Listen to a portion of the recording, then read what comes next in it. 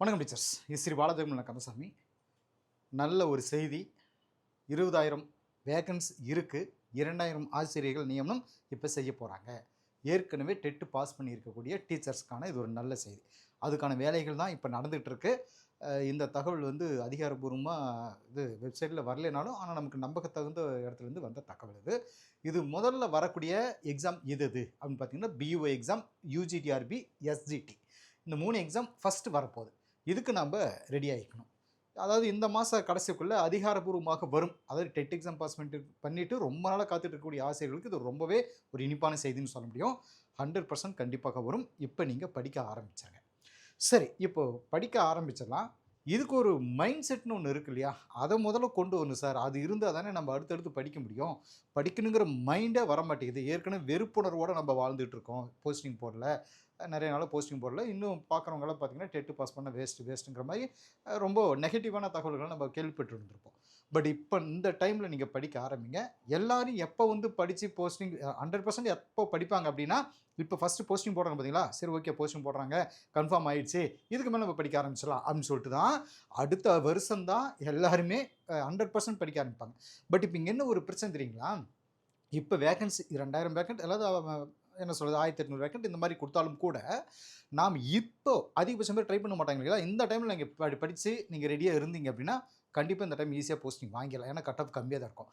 நிறைய பேருக்கு நம்பிக்கை இல்லாமல் இருக்குது. அதுதான் உண்மையான ஒரு விஷயம். சரி, ஆனால் கண்டிப்பாக போஸ்டிங் இந்த டைம் போட போகிறாங்க. நீங்கள் எந்த ஒரு சந்தேகம் வேணால் நம்ம ஸ்டூடெண்ட்ஸ் எல்லாம் படிக்க ஆரம்பிச்சாங்க. நம்பாதவர்கள் இருக்கட்டும், போஸ்டிங் போகட்டும், அப்புறமா போய்க்கலான்ட்டு வருவாங்க பாருங்கள். அப்போ போட்டி அதிகமாக இருக்கும். அந்த டைமில் போட்டி போடுறவங்க போட்டு போகட்டும். நம்ம ஸ்டூடெண்ட்ஸ் எல்லாம் இப்போ படிக்க ஆரம்பிச்சுங்க. படிச்சுட்டு இப்போ இருந்தே ட்ரை பண்ண ஆரம்பிச்சுங்க. சரி, அந்த மைண்ட் செட்டை எப்படி சார் கொண்டு வருது, அதுதான் இங்கே நமக்கு ரொம்ப பிரச்சனையாக இருக்குது. மைண்ட் செட் அப்படின்னு சொல்லிட்டு பார்த்தீங்கன்னா, இதுக்கு ஒரு குட்டி கதையாக சொல்லலாம்.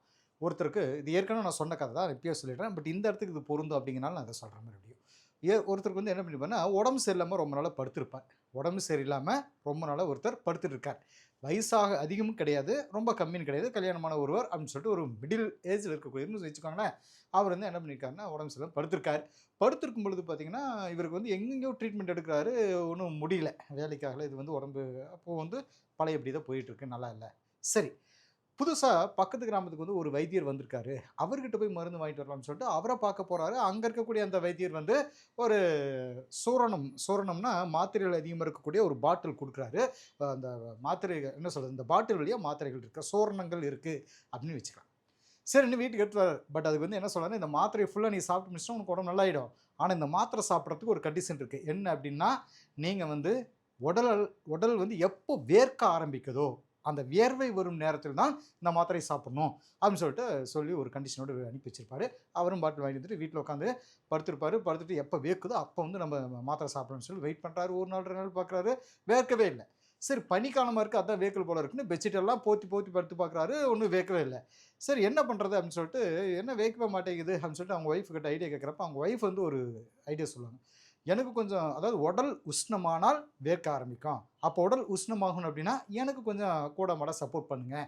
அதாவது வீட்டு வேலைகள் செய்கிறது, பாத்திரம் கழுவுறது, துணி துவைக்கிறதுன்னு சொல்லிட்டு கொஞ்சம் சப்போர்ட் பண்ணிவிட்டு, அப்புறமா அந்த காட்டு வேலைகள், வயல்வெளி வேலைகளும் கொஞ்சம் செய்கிறதுக்கு சப்போர்ட்டுக்கு போயிட்டுருப்பார். அப்படி போகும்பொழுது பார்த்தீங்கன்னா உடல் வேர்க்க ஆரம்பிச்சிட்டோம். முதல்ல ஒரு ஸ்டெப் எடுத்துக்கிறாரு. ஒரு ஸ்டெப் மீன்ஸ் ஒரு கொஞ்சம் வேலைகள் செய்கிறாரு.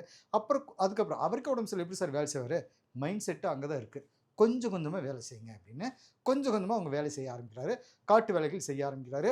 செய்ய அதிகமாக வேக்குது, சாப்பிட்றாரு, அதிகமாக வேக்கிறாரு, மாத்திரை சாப்பிட்றாரு. ஓகே ரைட், இடையில சாப்பாடும் தான், சாப்பாடும் சாப்பிட்றாரு, மாத்திரை சாப்பிட்றாருங்க.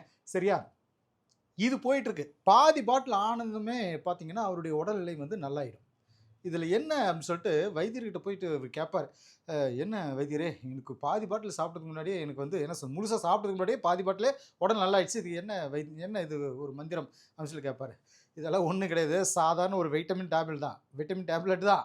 நீங்கள் இதை டேப்லெட் தான் சாப்பிட்டுட்டு இருந்தீங்க, விட்டமின் டேப்லெட் தான் சாப்பிட்டுட்டு இருந்தீங்க. பிரச்சனை என்னென்னா, நீங்கள் படுத்தே கிடந்தனால உடலுக்கு வேலை கொடுக்காததுனால உங்களுக்கு உடல் நோவு வந்தது. நீங்கள் வேலை செய்ய ஆரம்பிச்சது, வேர்க்க ஆரம்பித்ததும் ஆட்டோமேட்டிக்காக உங்களுக்கு உடல்நிலை நல்லாயிடுச்சு அப்படிங்கிறத உண்மையான விஷயம் அப்படின்னு சொல்கிறார். அதே மாதிரி தான் படித்தா மட்டும்தான் பாஸ் பண்ண முடியும், இது எங்களுக்கு தெரியாது பாருங்கள். கண்டிப்பாக இதில் ஒரு விஷயம் என்னென்னா, அந்த மைண்ட் செட்டு வர்றது தான் இங்கே பிரச்சனையே. படிக்கிறது நம்ம இப்போ ஏற்கனவே ஸ்கூல்லையும் காலேஜஸில் நிறைய படிச்சிருப்போம். ஆனால் இங்கே அந்த மைண்ட் செட்டு கொண்டு வைக்கிறது தான் முதல்ல நம்ம என்ன செய்யணும் அப்படின்னா, நீங்கள் ரொம்ப கிடையாதுங்க, நாம் நல்லா யோசிச்சு பாருங்கள், அந்த எவ்வளோ தான் நம்ம அட்வான்ஸாக படித்து வச்சாலும் எக்ஸாம் டைமில் தான். இப்போ பாருங்கள், 10th பப்ளிக் எக்ஸாம் ஆகட்டும், +2 பப்ளிக் எக்ஸாம் ஆகட்டும், அடுத்து நம்ம பிஎட் எக்ஸாம் ஆகட்டும், அந்த எக்ஸாம் டைமில் நம்ம படிக்கக்கூடிய அந்த 2-3 நாள் படிப்பு பார்த்தீங்கன்னா, கிட்டத்தட்ட நம்ம ஒரு 2 வருஷத்தோட படிப்பு அந்த ஒரு 2 வாரத்தில் படித்து முடிச்ச மாதிரி இருக்கும். இது என்னென்னா, நம்ம மைண்டுக்கு வந்து ஒரு அலாரம், ஒரு குறிக்கோள், ஒரு டார்கெட்டுன்னு ஒன்று இருந்தால் தான், ஐயோ அதை நோக்கி இவ்வளோ நாட்களுக்குள்ளே நம்ம போய் ஆகணும் அப்படியே முந்தி தள்ளும் பொழுது பார்த்தீங்கன்னா, நம்ம மைண்டு எல்லாமே ஃப்ரெஷ்ஷாக வேலை செய்ய ஆரம்பிச்சிடும். இப்போ உங்களுக்கு ஒரு எக்ஸாம்பிள் நான் சொல்கிறேன் பாருங்களேன். உங்கள்கிட்ட ஒரு 10 பாயிண்ட்ஸை கொடுத்து மனப்பாடம் பண்ணி எனக்கு நாளைக்குள்ளே வாட்ஸ்அப்பில் குரூப்பில் போட்டு விடுங்க, நீங்கள் மனப்பாடம் பண்ணி எழுதி எனக்கு அனுப்பிவிடுங்க அப்படின்னு சொல்லிட்டு உங்களுக்கு ஒரு டாஸ்க் நான் தர்றேன்.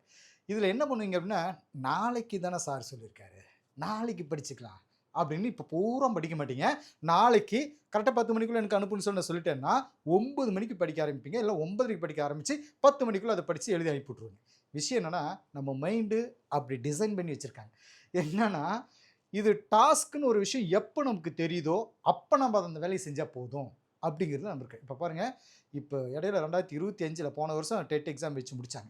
பட் இப்போ வந்து 2026 காமன் டெட் வரப்போகுது. இந்த ஒரு வருஷத்தில் படிக்க நினச்சா எவ்வளவோ நம்ம படிச்சிருக்கலாம், பட் படிச்சிருக்க மாட்டோம். உண்மையா இல்லைங்களா? நான் செய்ய நினச்சா செய்வேன், பட் நான் செய்ய மாட்டேன். இதுதான் நம்ம மைண்ட் செட். இங்கே என்னென்னா, இப்போ அடுத்து எக்ஸாம் வரப்போகுது. இப்போ என்ன, PO exam, UG TRB, SGT exam வந்து நல்லா நோட் பண்ணி வச்சுக்கோங்க. அடுத்த 90 நாட்களுக்குள்ளே இதனுடைய ப்ராசஸில் முடிஞ்சிடும். இப்போ நம்ம இந்த டைமில் இப்போ என்ன பண்ணுவோம், நாளைக்கு நோட்டிஃபிகேஷன் வருமா, ஆஹா எக்ஸாம் வந்துடுச்சு, இன்னும் 3 மாதம் நம்ம படித்தா ஆகணும், 3 மாதம் ஒரு 70-80 நாள் டைம் தராங்கன்னு வச்சுக்கோங்களேன். நம்ம அதுக்குள்ளே படிக்க முடியும், அதுக்குள்ளே படிக்க முடியுமா, முடியாது, சரி விட்டுறலாம், அடுத்த எக்ஸாம் பார்த்துக்கலாம். இப்படி பாதி பேர் விலகிடுவாங்க.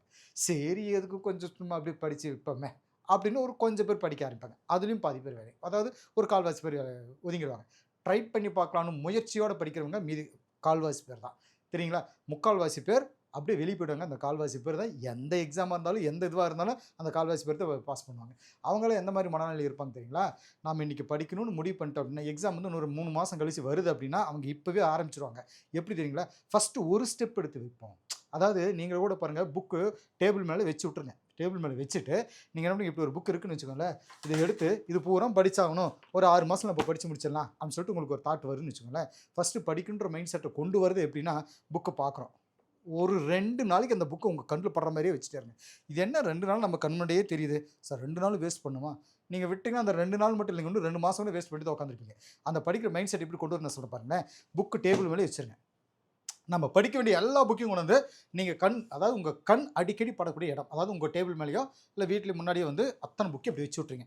பார்த்த உடனே ஐயோ இதெல்லாம் படிக்க முடியாது அப்படின்னு வேலைக்கு போயிடக்கூடாது. சரி என்ன தான் இருக்குன்னு ஃபஸ்ட்டு ஒரு பேஜ் தான் படித்து பார்ப்போமே அப்படின்னு ஒரு 2 நாள் கழித்து ஒரு பேஜை மட்டும் எடுத்து படிக்க பார்க்குறீங்க. அந்த ஒரு பேஜில் இருக்கக்கூடிய ஒரு 25 பாயிண்ட்ஸ் இருக்குன்னு வைங்களேன். இதில் ஒரு 4 பாயிண்ட்ஸை மனப்பாடம் பண்ணிட்டு வச்சிடலாம், அதெல்லாம் நம்மளால் படிக்க முடியாது அப்படின்னு நினச்சிட்டு ஒதுங்கி போவீங்க. அப்போ வந்து ஸ்டார்டிங்கில் என்ன பண்ணுவீங்க, அந்த 4 பாயிண்ட்ஸ் படிக்கணும்னு சொல்லிட்டு என்ட்ரி ஆகிறீங்க. இதுதான் உண்மையான திறவுகோல். நீங்கள் நம்ம 1000 பாயிண்ட்ஸ் படிக்க வேண்டிய வேலை இருந்தது அப்படின்னாலும் ஃபஸ்ட்டு ஒரு 4 பாயிண்ட்டை மட்டும் மைண்டில் நிறுத்துவோம் அப்படின்ட்டு போய் நீங்கள் உட்காடுறீங்கன்னு வச்சுக்கோங்க. அந்த 4 பாயிண்ட் இப்போ ஃபஸ்ட்டில் ஏறிடுச்சு, படிக்கின்ற மனநிலை வந்துடுச்சு. அடுத்த நாள் 10 பாயிண்ட் படித்து பார்க்கலாமே, 4 படிச்சிட்டோம், 10 பாயிண்ட் படித்து பார்க்கலாமே அப்படின்னு உட்காருங்க. அதுக்கு அடுத்த நாள் சரி 20 பாயிண்ட் படித்து பார்க்கலாமே, மனப்பாடம் பண்ணி வைப்போமே அப்படின்னு போய் 20 பாயிண்ட் படிக்க ஆரம்பிப்பீங்க. அப்படியாகத்தான் ஒரு குறிப்பிட்ட ஸ்டேஜ் வரைக்கும் போனதுக்கப்புறம் நம்ம மனசு சரி நம்ம படிக்கிறது ஈஸியாக தான் இருக்குதுன்னு ஏற்றுக்கக்கூடிய ஒரு ஸ்டேஜுக்கு வரும். அதுதான் படிக்கிற மைண்ட் செட், அதுதான் படிப்பே. மற்றபடி அதுக்கப்புறம் நீங்கள் ஒரு 20 பாயிண்ட்ஸ் 50 பாயிண்ட்ஸ் படித்ததுக்கப்புறம் பார்த்தீங்கன்னா 1000 பாயிண்ட்ஸுக்கு அசால்ட்டாக படிச்சுட்டு போகலாம் அப்படின்னு தோணும். அது மிக விரைவில். இன்றைக்கி ஃபஸ்ட்டு ஸ்டார்ட் பண்ணுற அந்த முதல் ஸ்டெப்பு தான். ஜஸ்ட்டு ஆரம்பித்து விட்டுருவோம் அப்படின்னு என்ட்ரி ஆகுங்க, அவ்வளோதான் விஷயமே.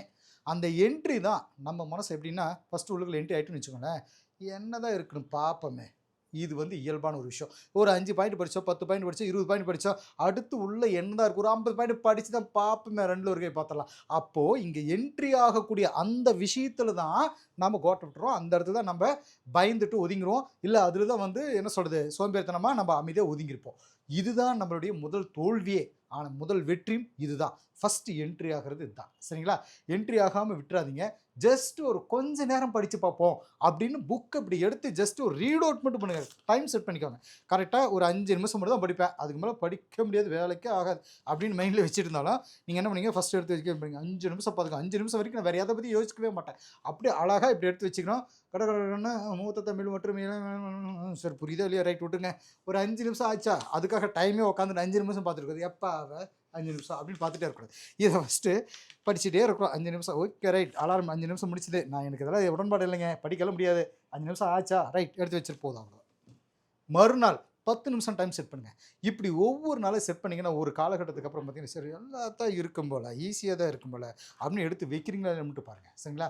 ஸோ இப்படியாக படிக்கிற மைண்ட் செட்டை கொண்டு வந்து டெய்லி அந்த டைமுக்கு 5 நிமிஷம் 10 நிமிஷம் 1 மணி நேரம் 2 மணி நேரம் ஆட்டோமேட்டிக்காக பாருங்கள், லீவ் போட்டு உட்காந்து ஃபுல் டே நம்ம படிப்போம்டா அப்படின்ற ஒரு குறிப்பிட்ட காலத்துக்கு அப்புறம் பார்த்தீங்கன்னா முழுமையாக படிக்க ஆரம்பிச்சிருங்க. அப்போ தான் நீங்கள் ஜெயிக்கிறதுக்கான முதல் ஸ்டெப்பு அங்கே தான் ஆரம்பிப்பீங்க. ஓகே டீச்சர்ஸ், அடுத்த வீடியோவில் நம்ம சந்திப்போம். தேங்க்யூ.